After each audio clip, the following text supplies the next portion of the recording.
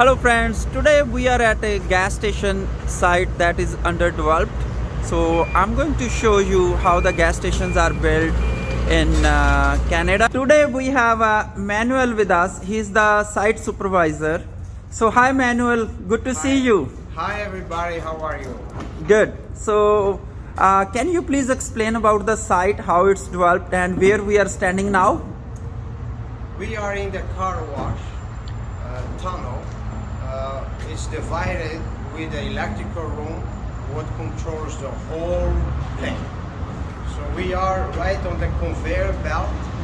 This conveyor belt is fully automatic. Once you pay with your prepaid ticket at the front, we are at the exit. There is a conveyor belt, will just pull your car into the whole process of washing the car. So you don't have to do nothing, you just stay on the belt and the belt will just roll you over exactly to the exit, and we say have a nice day once you finish. That's great. So it's a fully automatic, huh? Yeah. What is the length of the tunnel?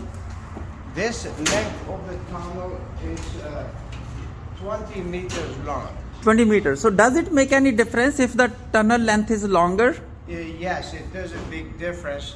On those days when it's too busy, a lot of cars waiting, so you can wash the cars faster, more cars. So it means if the tunnel is longer, so more cars can fit into the tunnel. That's right. And you have more business. That's right. You have more business, so the customer don't have to wait as long.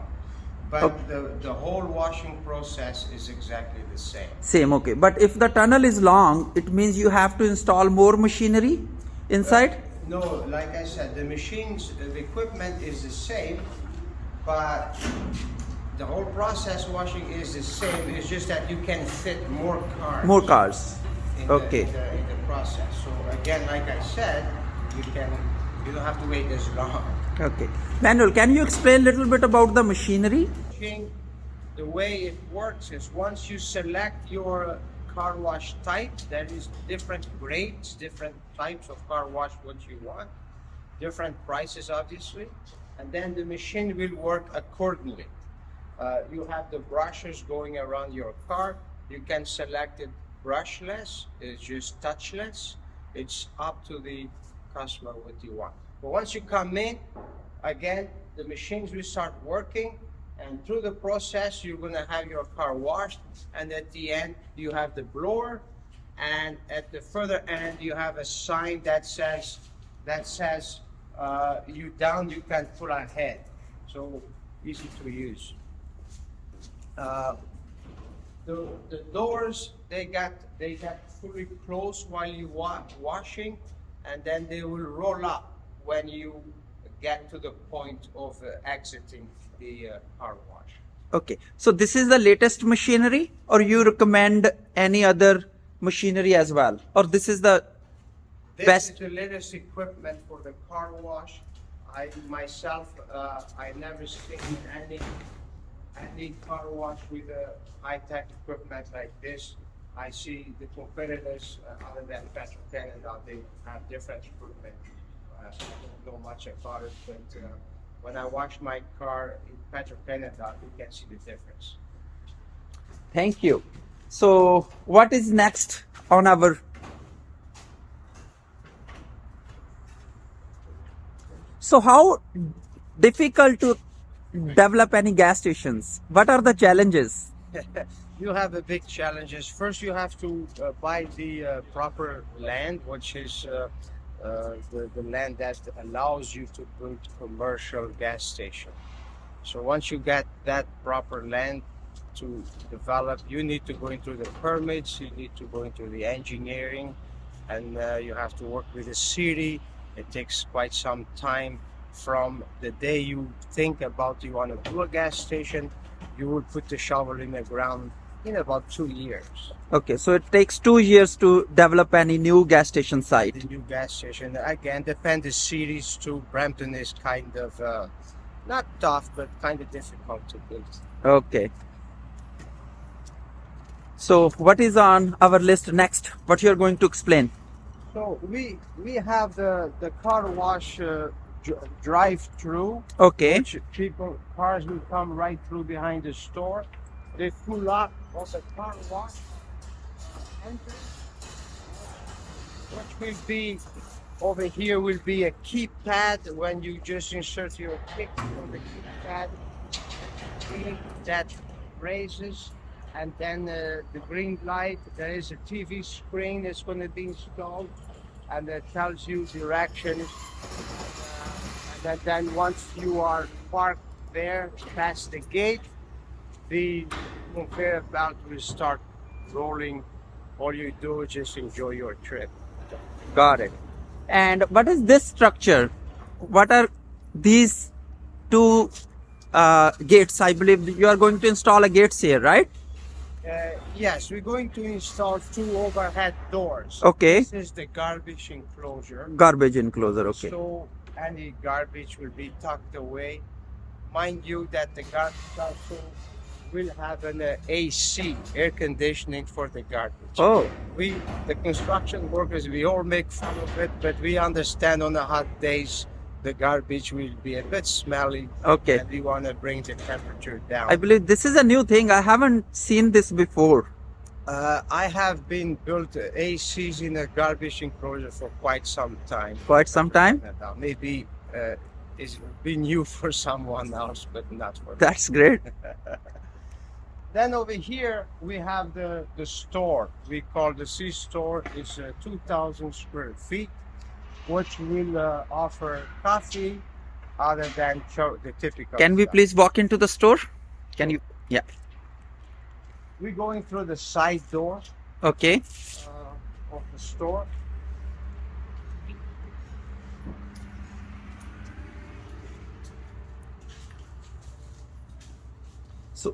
So we have our mechanical room, electrical room combination. So that will take care of all the needs for power. Over here is a washroom just for the employees. Washroom, some gases as well. But this one here is a handicap washroom, which is fully automatic operated, which has the push buttons to open the door. It has the lock buttons to close the doors, with all equipment up to the standards of the city for a handicap washer.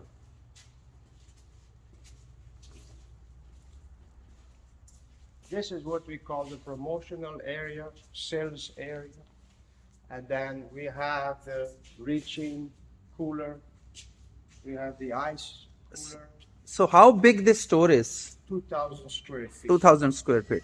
So like this is the biggest store, or people like other gas station sites you develop more than 2,000 square feet, or this is a standard size? This is the medium size. Medium size, okay. That is bigger, that is smaller.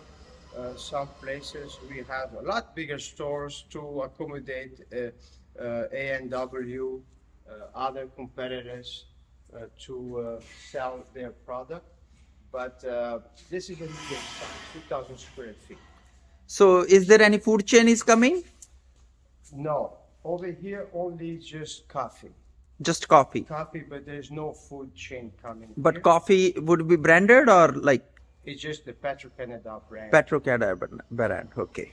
They call the neighbor's coffee. Neighbor's coffee, okay. And these are the coolers. This is the walk-in cooler, where they keep all the drinks, or milk and all types of things. Got it.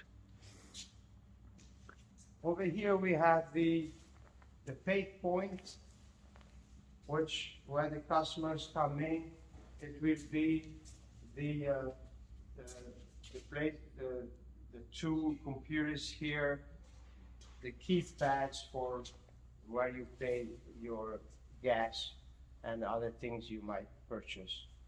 The coffee machines will be set here so you can self-serve your coffee. Over here will be slushy machines. All kinds of the young people love it, and the old people don't like it. Well, some of them don't like it. And will be will be the washing area for the coffee. If you spill, if you over pour coffee on your cup and you have no room for milk, we call this the dump sink. Okay. And Manuel, so what is the tentative cost to build a new gas station? Oh, that's a interesting question, a good question, but it varies depending on so many variables. But it can cost 10 to 12 million. Including land cost or just a construction cost? This could be just a construction cost if you have a high-tech car wash like the one we have. If you have a bigger store, if it's difficult for the services installation, for example, you can have the services right at the property line. This will cost less, but if you have to go across the road, pick up the services like sanitary, water, and so that can be costly. So there is no price fixed. So if somebody is choosing a site, they should keep in mind all the services should be on the site. So then they're gonna save a lot of money. Yes, they can save a lot of money or avoid paying lots of money if they are informed, if they are at the city. They can hire somebody if they don't know to go check what services in the property. All this information is public. There is no reason to say I didn't know. Well, if you need help, but the information is available for you to be informed what service is in and what you need. And roughly cost is always roughly, never set price. Okay. So what is next on our list? On our list, we're going to show you pumps. That's where people nowadays spend a lot of money on the fuel.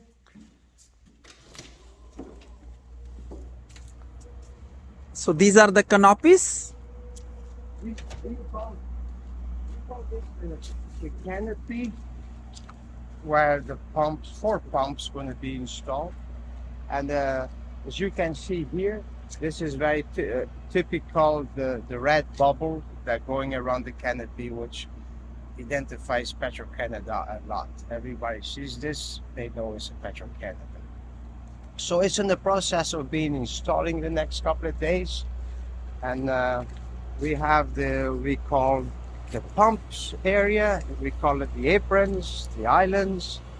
And soon the pumps will be arriving for them to be installed on the islands here. And all the electrical, all the plumbing is done underground and ready to receive the dispensers, which we call the pump. And I have seen like some pumps are like move very fast, like run very fast. Some pumps are very slow when we pump the gas. So can you explain a little bit about it? Well, there is explanation for. Sometimes the tanks are so far away from the dispensing point. Other things can be so many pumps hooked together, and when all been dispensing fuel at the same time, you can imagine that it slows down.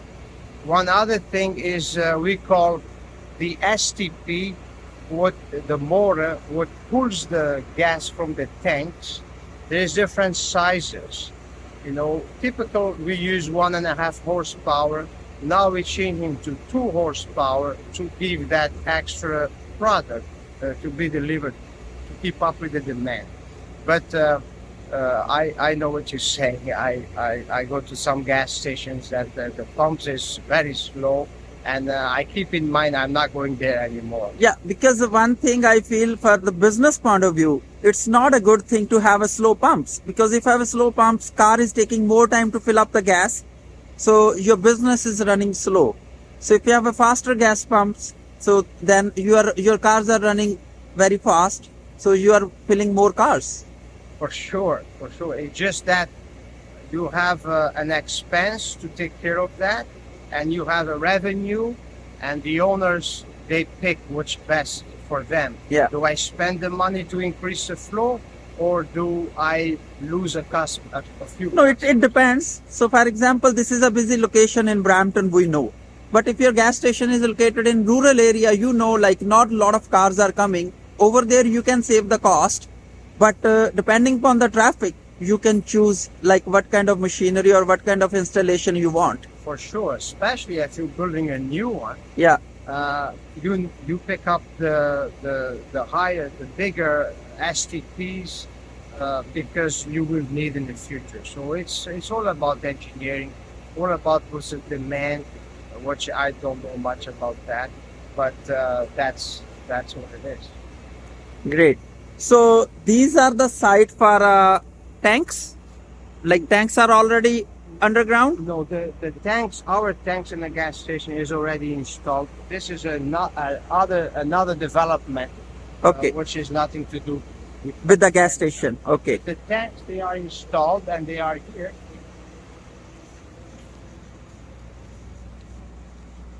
As we walk, we are preparing for some curbs, creating some parking for the gas station.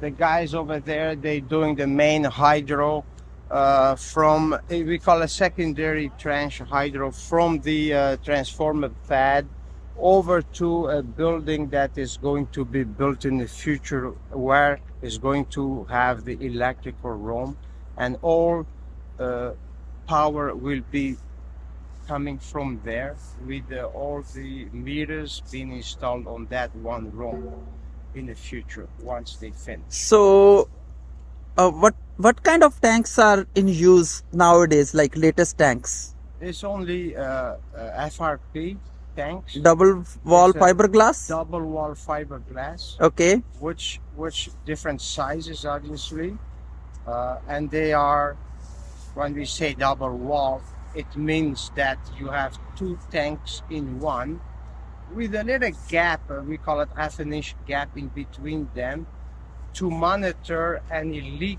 from the tanks or water coming in from the environment into the tanks. We put a product there, or people use a sensor.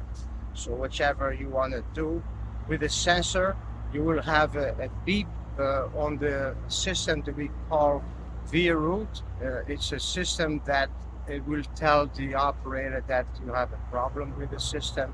When it starts beeping, it tells you have water in the tanks. It tells you you're losing product, and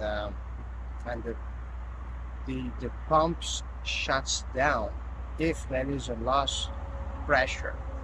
But that's only from the tanks to the dispensing fuel. But within the tanks, you need to have the VRoot installed, or we call the brine. It's a liquid that goes in between the two tanks to detect any leakage. And I have heard like how many filters you install from the pump, from the tanks to the pumps. There is no filters. No filters. No filters from the tanks to the pump. There is no filters. The filter, the STP has some kind of filter, but it's not the filter system. The filter is at the pump, at the dispenser, and these filters are changed adequately when dispense so much fuel. They have a gauge what tells them when to change the filter. But how many filters installed? One filter? It's one system. I don't know how many filters in the dispenser. Okay. I know there is a filter in the dispenser. Okay, but does these filters make a difference in the quality of the oil? The gas quality, every company have their own additives. Each one, the raw gas when it's made is all the same, but then each company put their own additives. But the filters do not make any better gas. Okay. Or not. The filters work for a different purpose. We all know is to filter the any dirt that might be in the bottom of the tank from preventing coming to your tank in your car. Thank you so much, Manuel. Anything else you would like to explain, or we have covered? I just want to say to the public that the gas stations are now very safe.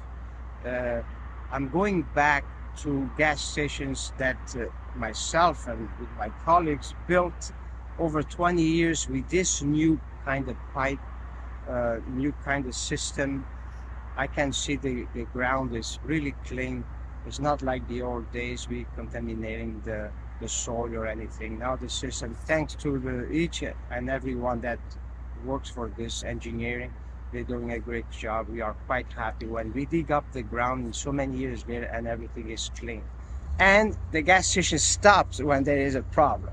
It doesn't let go selling gas.